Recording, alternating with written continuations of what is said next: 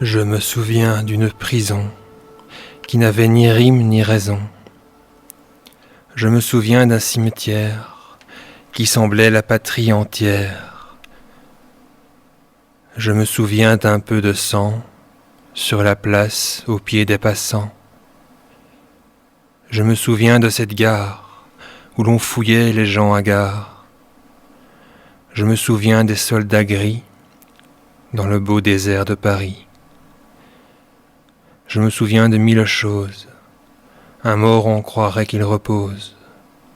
Les voyageurs se sont pressés, on croisait le train renversé. Du village brûlé le soir, il ne restait qu'un tableau noir. Je me souviens, au bout d'un champ, de trois pauvres tombeaux touchants. Je me souviens, à le redire ce n'est rien. De la radio qu'on écoute, d'un ami, d'un pas sur la route. Est-ce le souvenir qui ment? Tout sonne si banalement. La flamme seule peut comprendre ce que fut autrefois la cendre. Elsa, c'est pour toi que je dis cette mémoire d'incendie.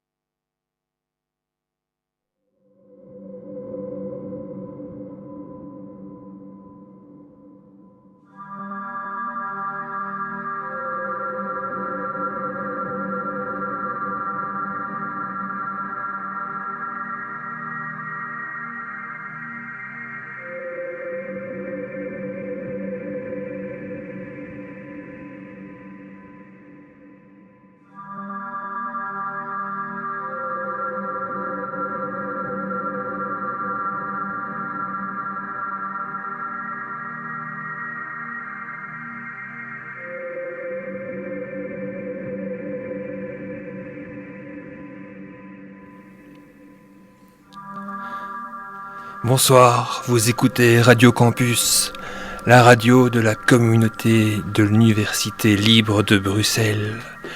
Je viens de vous faire en introduction une lecture du poème d'Aragon pour toi. Vous écoutez l'émission Écho dans la nuit. Vous pouvez suivre et commenter l'émission en direct sur la page Facebook à l'adresse facebook.com/écho dans la nuit, écho au pluriel. Je vais enchaîner avec un poème d'Alphonse de Lamartine intitulé Invocation.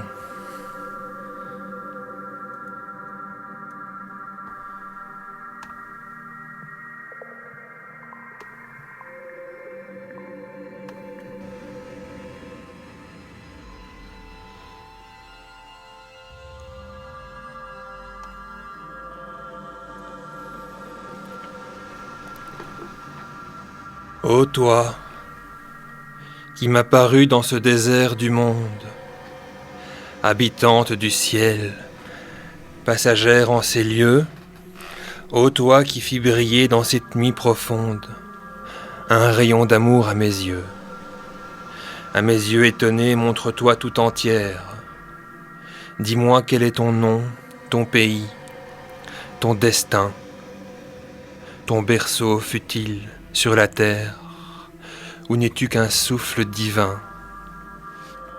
Vas-tu revoir demain l'éternelle lumière? Ou dans ce lieu d'exil, de deuil et de misère, dois-tu poursuivre encore ton pénible chemin? Ah, quel que soit ton nom, ton destin, ta patrie, ou fille de la terre, ou du divin séjour, ah, laisse-moi toute ma vie t'offrir mon culte ou mon amour.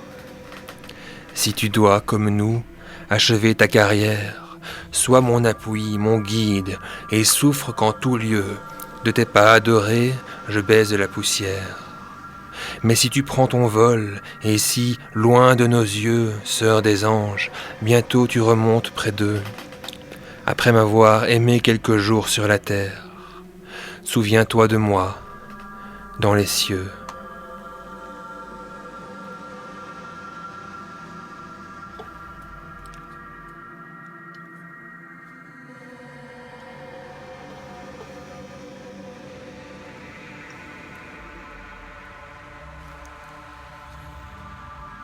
Le lac. Alphonse de Lamartine.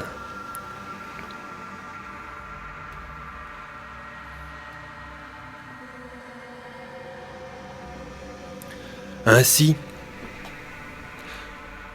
toujours poussés vers de nouveaux rivages, dans la nuit éternelle emportés sans retour, ne pourrons-nous jamais, sur l'océan des âges, jeter l'ancre un seul jour. Ô lac, l'année à peine a fini sa carrière, et près des flots chéris qu'elle devait revoir, regarde, je viens seul m'asseoir sur cette pierre où tu la vis s'asseoir. Tu mugissais ainsi sous ces roches profondes, ainsi tu te brisais sur leurs flancs déchirés, ainsi le vent jetait l'écume de tes ondes sur ces pieds adorés. Un soir, t'en souviens-t-il, nous voguions en silence. On entendait au loin, sur l'onde et sous les cieux, que le bruit des rameurs qui frappaient en cadence tes flots harmonieux. Tout à coup, des accents inconnus à la terre, du rivage charmé frappèrent les échos. Le flot fut attentif, et la voix qui m'est chère laissa tomber ces mots. Ô temps, suspends ton vol, et vous, heures propices, suspendez votre cours. Laissez-nous savourer les rapides délices des plus beaux de nos jours. Assez de malheureux ici-bas vous implorent. Coulez, coulez pour eux. Prenez avec leur jour les soins qui les dévorent. Oubliez les heureux. Mais je demande, en vain, quelques moments encore, le temps m'échappe et fuit. Je dis à cette nuit, sois plus lente, et l'aurore va dissiper la nuit. Aimons donc de l'heure fugitive, hâtons-nous, jouissons. L'homme n'a point de port, le temps n'a point de rive. Il coule et nous passons.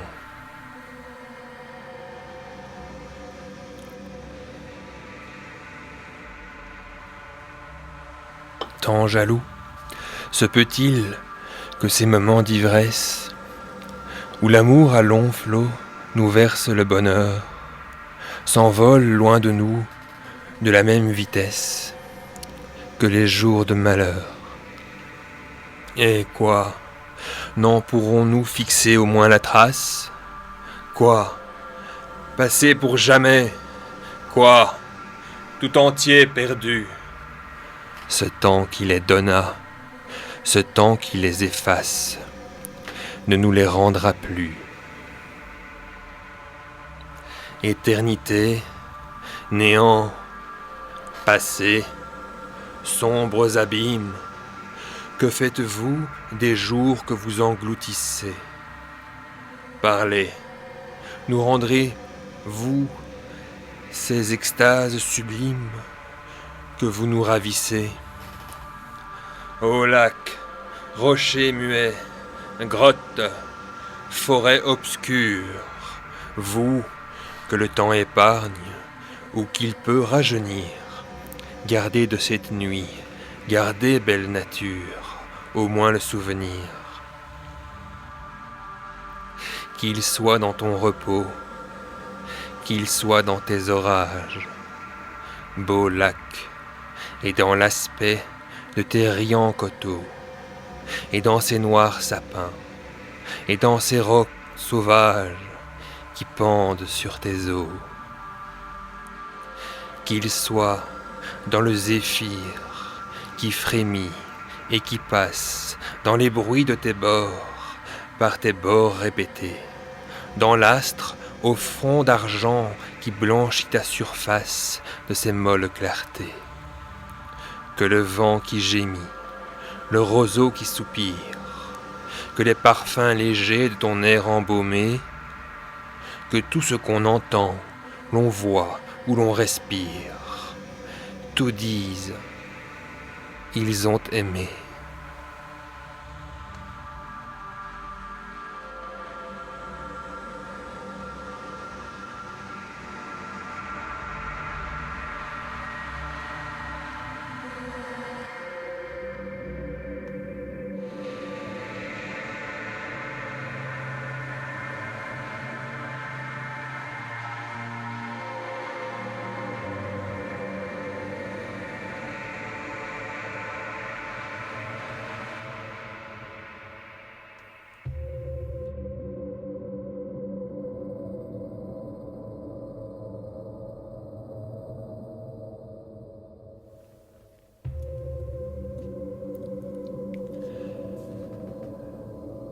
Le mendiant de Victor Hugo. Un pauvre homme passait dans le givre et le vent. Je cognai sur ma vitre, il s'arrêta devant ma porte que j'ouvris d'une façon civile. Les ânes revenaient du marché de la ville, portant les paysans accroupis sur leurs bas. C'était le vieux qui vit dans une niche au bas de la montée et rêve, attendant, solitaire, un rayon du ciel triste, un liard de la terre. Tendant les mains pour l'homme et les joignant pour Dieu, je lui criai « Venez, vous réchauffez un peu. Comment vous nommez-vous » Il me dit « Je me nomme le pauvre ». Je lui pris la main. « Entrez, brave homme !» Et je lui fis donner une jatte de lait. Le vieillard grelottait de froid. Il me parlait et je lui répondais, pensif et sans l'entendre. « Vos habits sont mouillés, dis-je. Il faut les étendre devant la cheminée. » Il s'approcha du feu. Son manteau, tout mangé des vers et jadis bleu, étalé largement sur la chaude fournaise, piqué de mille trous par la lueur de braise, couvrait l'âtre et semblait un ciel noir étoilé. Et, pendant qu'il séchait ce haillon désolé, d'où ruisselait la pluie et l'eau des fondrières, je songeais que cet homme était plein de prières, et je regardais, sourd à ce que nous disions, sa bure où je voyais des constellations.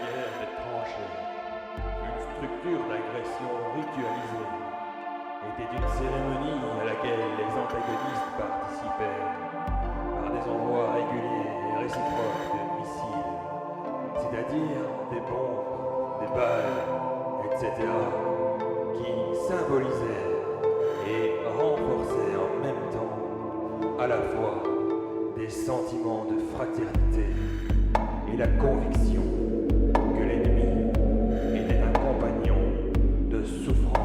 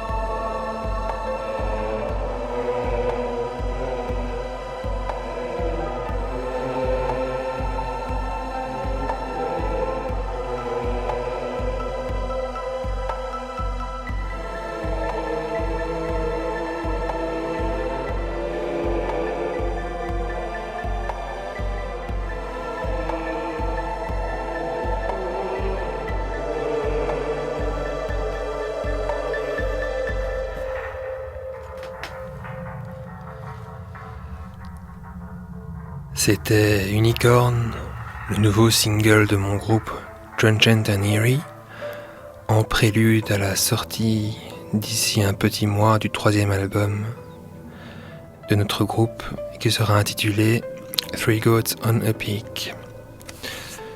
J'enchaîne avec quelques poèmes de Rainer Maria Rilke et je vais commencer par Sanglot, sanglot, pur sanglot.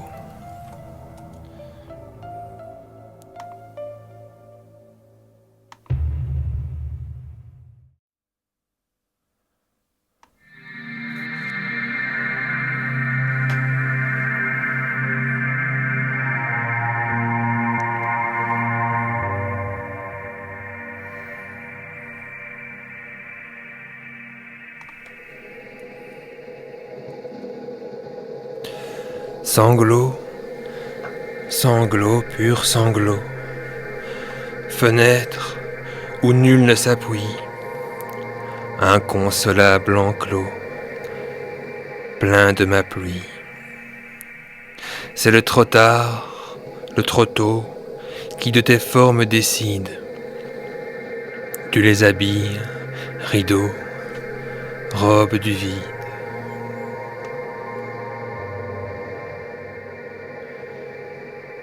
Lampe du soir, ma calme confidente, par Rainer Maria Rilke. Lampe du soir, ma calme confidente, mon cœur n'est point par toi dévoilé, on s'y perdrait peut-être. Mais sa pente, du côté sud est doucement éclairée. C'est encore toi, aux lampes d'étudiant, qui veut que le liseur de temps en temps s'arrête, étonné, et se dérange sur son bouquin te regardant. Et ta simplicité supprime un ange.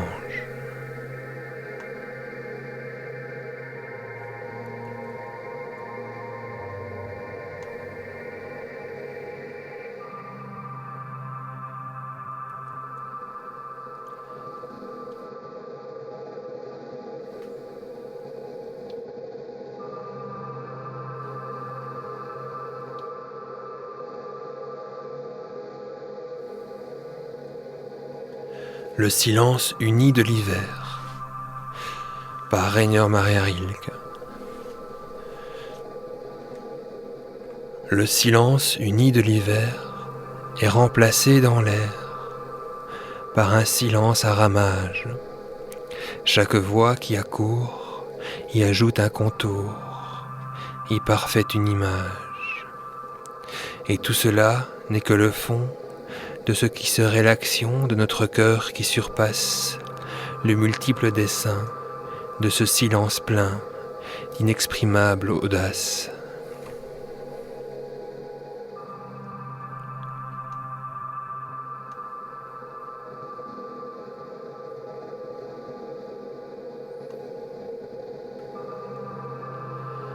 Verger, par Rainer Maria Rilke.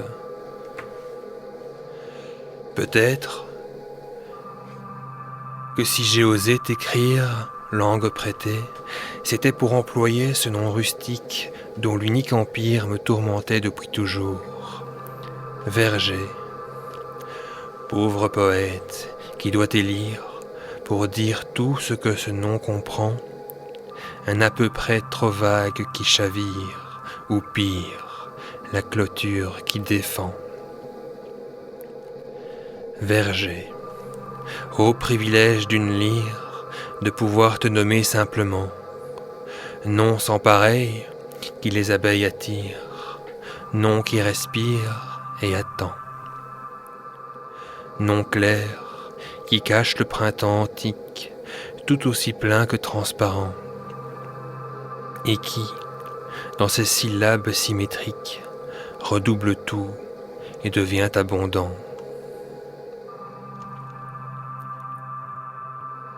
Vers quel soleil gravite tant de désirs pesants, de cette ardeur que vous dites, où est le firmament? Pour l'un à l'autre nous plaire, faut-il tant appuyer? Soyons légers et légères, à la terre remuée, par tant de forces contraires. Regardez bien le verger, c'est inévitable qu'il pèse. Pourtant de ce même malaise, il fait le bonheur de l'été.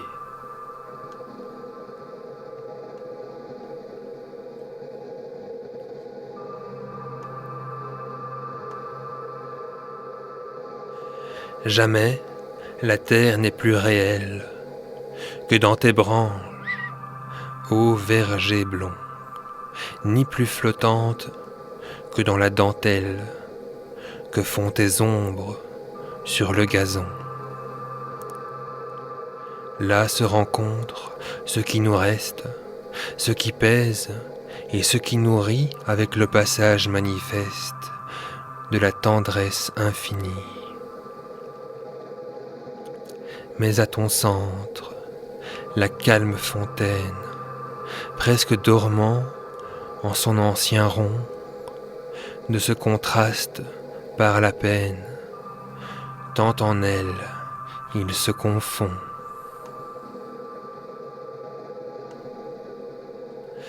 De leur grâce, que font-ils, tous ces dieux hors d'usage, qu'un passé rustique engage à être sage et puéril, comme voilés par le bruit des insectes qui butinent, ils arrondissent les fruits, occupation divine. Car aucun jamais ne s'efface, tant soit-il abandonné. Ceux qui parfois nous menacent sont des dieux inoccupés. Ai-je des souvenirs? Ai-je des espérances en te regardant, mon verger? Tu te repais autour de moi, ô troupeau d'abondance, et tu fais penser ton berger. Laisse-moi contempler au travers de tes branches la nuit qui va commencer. Tu as travaillé, pour moi c'était un dimanche, mon repos m'a-t-il avancé? D'être berger, qu'y a-t-il de plus juste en somme? Se peut-il qu'un peu de ma paix aujourd'hui soit entré doucement dans tes pommes? Car tu sais bien, je m'en vais. N'était-il pas ce verger tout entier, ta robe claire autour de tes épaules? Et n'as-tu pas senti combien console son doux gazon qui pliait sous ton pied? Que de fois, au lieu de promenade, il s'imposait en devenant tout grand, et c'était lui et l'heure qui s'évade, qui passait par ton être hésitant. Un livre parfois t'accompagnait, mais ton regard, hanté de concurrence, au miroir de l'ombre poursuivait un jeu changeant de lente ressemblance.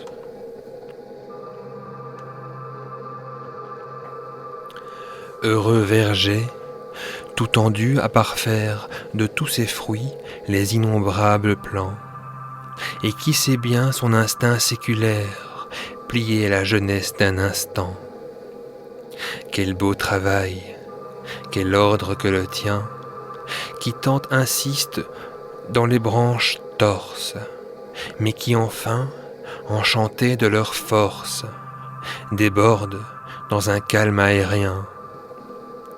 Tes dangers et les miens ne sont-ils point tout fraternels, ô verger, ô mon frère? Un même vent, nous venant de loin, nous force d'être tendres et austères.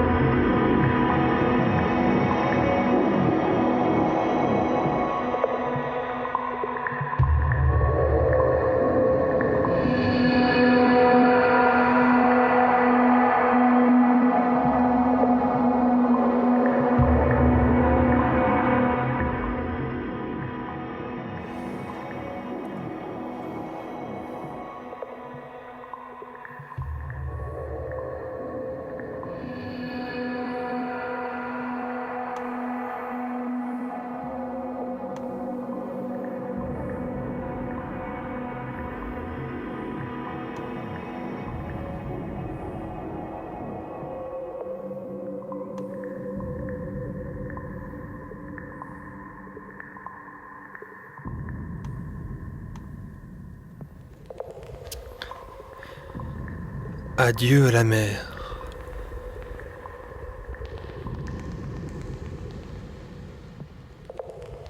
Par Alphonse de Lamartine.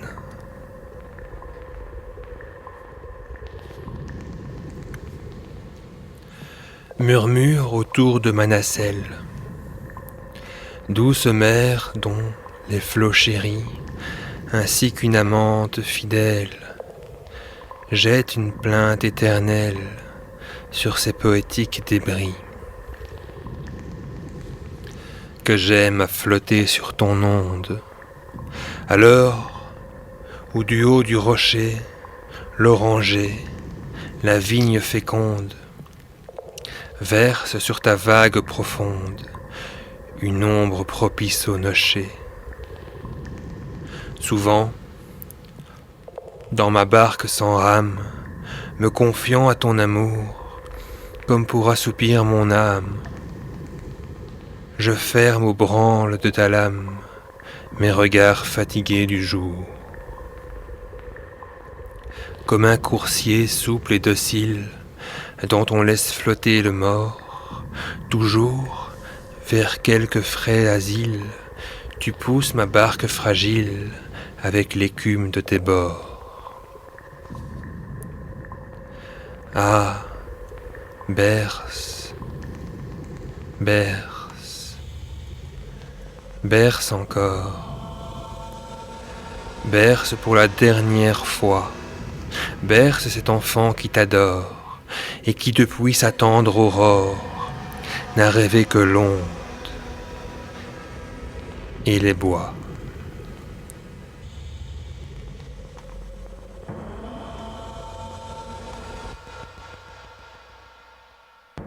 Le Dieu qui décora le monde de ton élément gracieux, afin qu'ici tout se réponde, fit les cieux pour briller sur l'onde, l'onde pour réfléchir les cieux. Aussi pur que dans ma paupière, le jour pénètre ton flot pur, et dans ta brillante carrière, tu sembles rouler la lumière avec tes flots d'or et d'azur. Aussi libre que la pensée, tu brises le vaisseau des rois, et dans ta colère insensée, fidèle au Dieu qui t'a lancé, tu ne t'arrêtes qu'à sa voix. De l'infini, sublime image, de flot en flot, l'œil emporté, te suit en vain de plage en plage. L'esprit cherche en vain ton rivage, comme ceux de l'éternité. Ta voix majestueuse et douce fait trembler l'écho de tes bords, ou sur l'herbe qui te repousse, comme le zéphyr dans la mousse, murmure de mourants accords.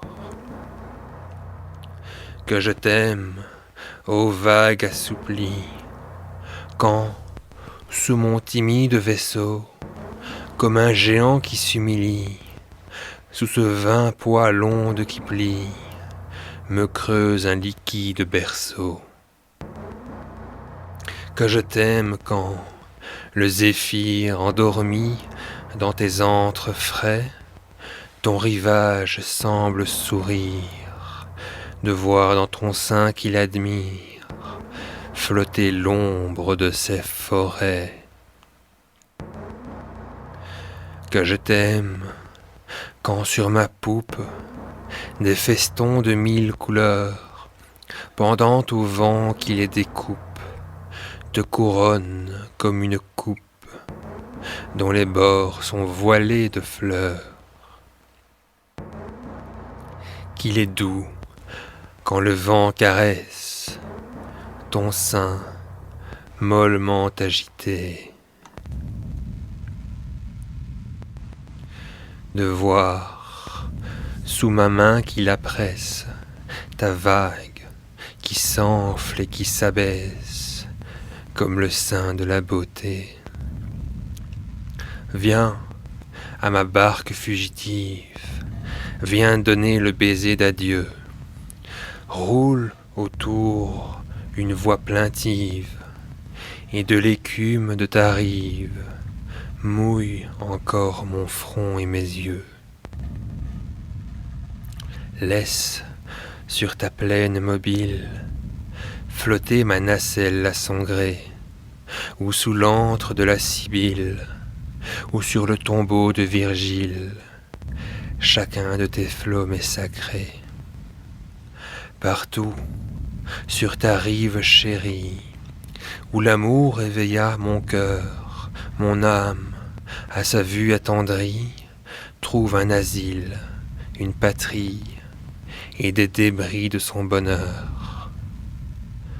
Flotte au hasard sur quelque plage, que tu me fasses dériver, chaque flot m'apporte une image, chaque rocher de ton rivage me fait souvenir ou rêver.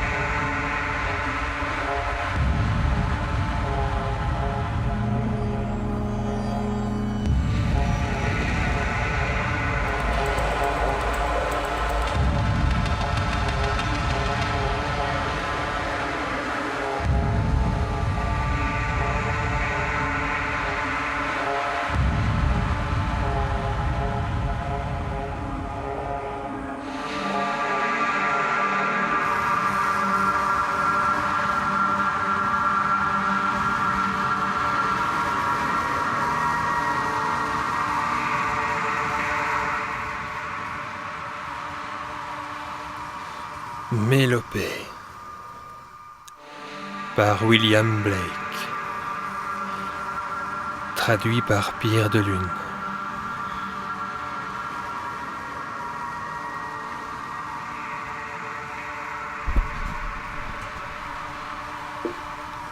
Si seulement une voix, si seulement des mots plus puissant que le tonnerre, pouvait taire les canons de la guerre. Quand, tremblante de rage, l'âme n'est que démence qui se lèvera. Quand les âmes des opprimés luttent dans un climat de violence, qui se lèvera? Quand la main de Dieu s'abat sur ce monde en une tornade furieuse, quand d'un léger froncement il rassemble les nations, qui se lèvera? Quand le péché déploie ses ailes immondes au-dessus du combat, navigue allègrement sur des flots mortels, quand les âmes sont condamnées au feu éternel, quand les démons de l'enfer applaudissent ceux qui succombent, oh, qui se lèvera?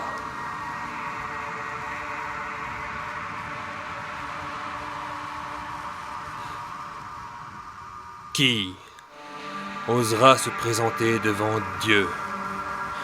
Qui emportera l'opprobre? Les rois et les nobles l'ont voulu. Écoute, Seigneur, tes ministres l'ont voulu.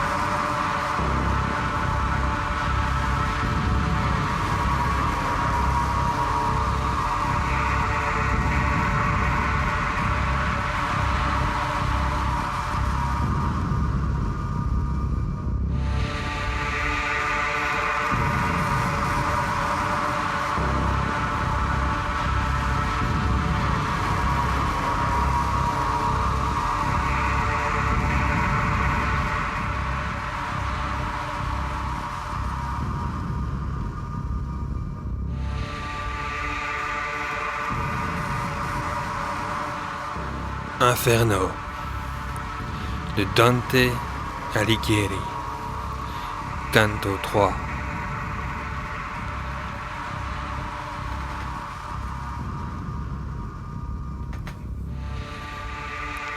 Dante arrive avec Virgile à la porte de l'enfer. Il rencontre les âmes de ces hommes incapables de bien et de mal, qui ont tenu leur existence neutre et lâche, à l'écart de tous les partis, loin de tous les périls. Dante arrive au bord de l'Achéron, où il trouve le Noche Caron et les âmes qui traversent le fleuve dans sa nacelle.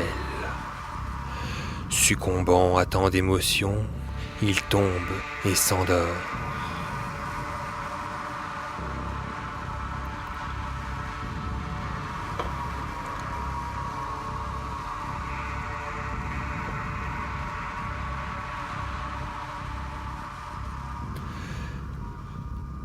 C'est par moi que l'on va dans la cité plaintive, au tourment éternel, c'est par moi qu'on arrive, c'est par moi qu'on arrive à l'exécré séjour.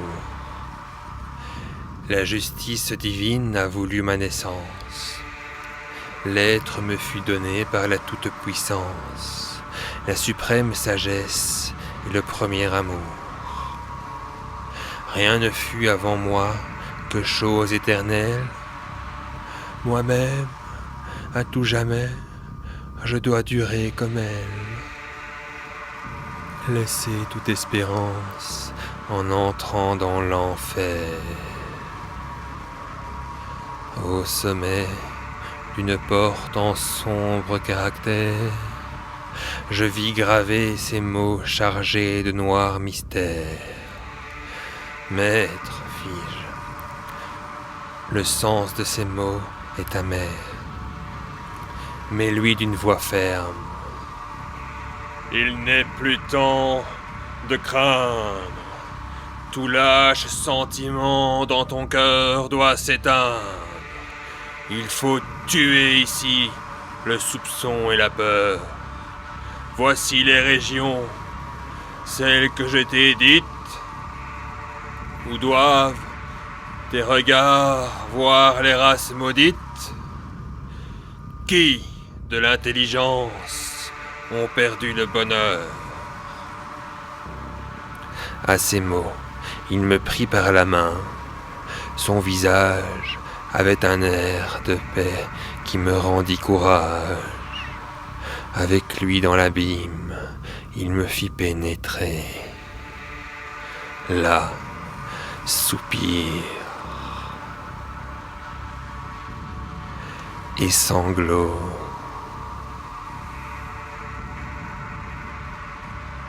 Cris perçants et funèbres résonnaient du milieu de profondes ténèbres.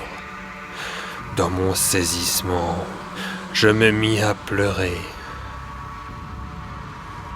Idiomes divers, effroyable langage, paroles de couleur et hurlements de rage, voix stridente et voix sourde, mains se heurtant. Tout cela bruissait confusément dans l'ombre, éternel ouragan de ces terres toujours sombres, comme un sable emporté par le vent haletant. Et moi, les yeux couverts d'un bandeau de vertige. Qu'est-ce donc que j'entends, maître, et quel est, dis-je, le peuple qu'à ce point la douleur a vaincu? Mon maître, ces mots sont le partage, le misérable sort des âmes sans courage, de ceux qui sans opprobre et sans gloire ont vécu. Ils sont mêlés au cœur de ces indignes anges qui ne luttèrent pas, égoïstes phalanges, ni pour ni contre Dieu, mais qui furent pour eux.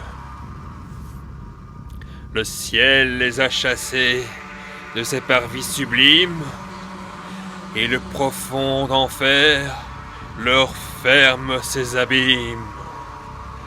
Car près d'eux les maudits sembleraient glorieux.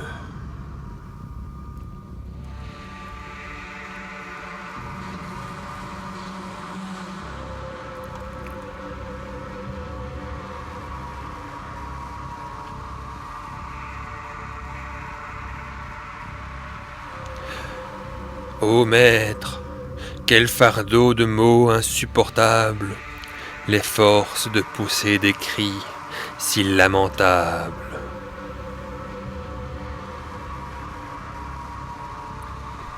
Sache, en 2 mots, dit-il, que tous ces malheureux d'une seconde mort ont perdu l'espérance. C'est leur abjection qui cause leur souffrance, et le sort le plus dur serait plus doux pour eux. Dans le monde, leur nom n'a pas laissé de traces.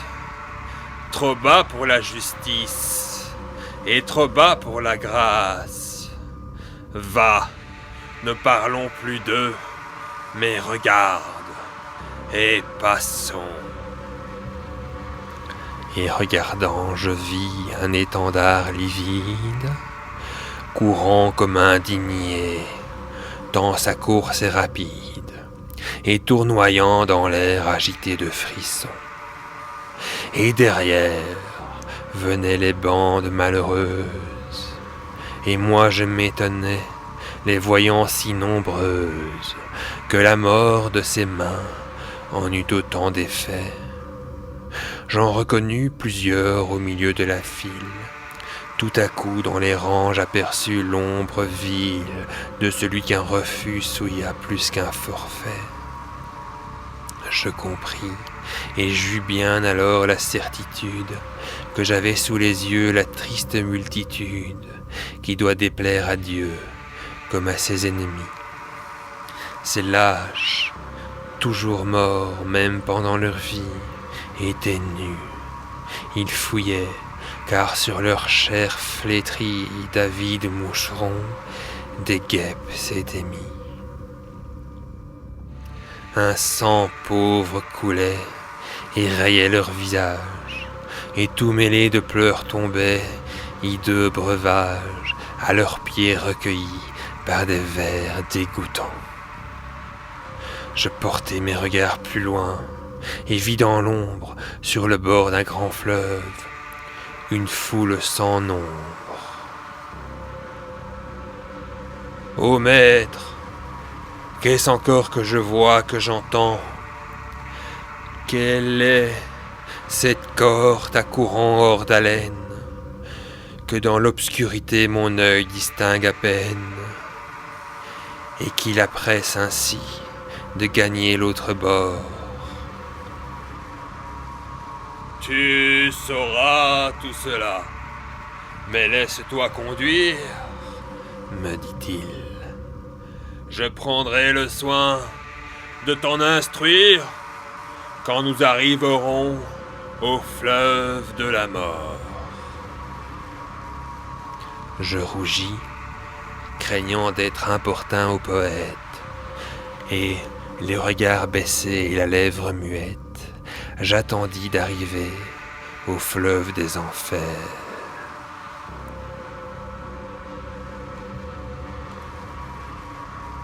Dans cet instant, parut monter sur une barque un vieillard dont le front des ans portait la marque. Il s'écriait: « Malheur à vous, esprit pervers, n'espérez jamais voir le ciel, car je vous mène dans la nuit éternelle à la rive inhumaine, dans l'abîme toujours, ou brûlant, ou glacé. Et toi, qui viens ici dans ces lieux d'épouvante, va-t'en, éloigne-toi des morts, âme vivante. Voyant que d'obéir, j'étais mal empressé. Tu veux, ajouta-t-il, toucher la sombre plage? Prends un autre chemin qui te mène au rivage. Il te faut un esquif plus léger que le mien. Caron, ne t'émeus pas, lui répondit mon guide. On l'a voulu là-haut, et quand le ciel décide, le ciel peut ce qu'il veut. Ainsi, n'ajoute rien. Du nocher à ces mots, la fureur fut calmée. La rage s'éteignit sur sa joue enflammée, et dans ses yeux bordés de 2 cercles ardents. Mais ces morts dépouillés que la fatigue accable, entendant de Caron la voix impitoyable, de changer de couleur et de grincer des dents, il blasphémait le ciel, il maudissait la terre, le jour qui les vit maîtres et le sein de leur mère, leur pays, leurs parents, leurs fils, tout l'univers. Puis remplissant les airs d'une rumeur plaintive, ensemble se portaient sur la funeste rive, sur la rive maudite où vont tous les pervers. Caron, avec des yeux que la colère enflamme, les pressait tour à tour et pressait de sa rame tous ceux qui paraissaient tarder trop à partir. Comme l'une après l'autre, au déclin de l'automne, les feuilles des rameaux tombent, pâles couronnes, et retournent au sol qui va les engloutir. Tel je voyais, d'Adam, les enfants sacrilèges, ces oiseaux que Caron appelait dans ses pièges, un par un se jeter au vaisseau de la mort. Ils franchissent alors le ténébreux passage, mais à peine ils s'étaient éloignés du rivage qu'une foule nouvelle attendait sur le bord.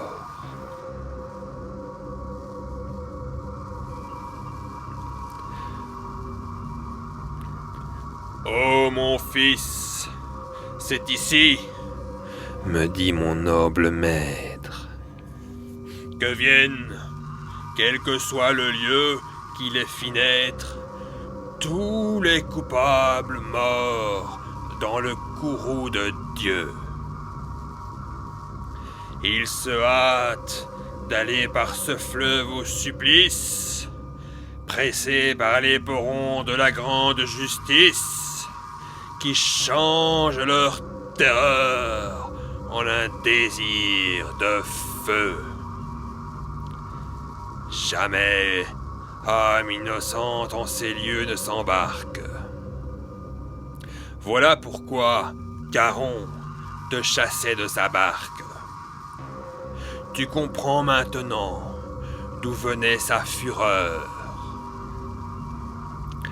Comme il disait ces mots, la lugubre vallée d'un formidable choc est soudain ébranlée. Souvenir qui me baigne encore de sueur. Sur la terre des pleurs, déchaînant sa colère, s'élève un vent terrible et que la foudre éclaire. Et devant tant d'horreurs forcé de succomber, comme pris de sommeil, je me laissais tomber.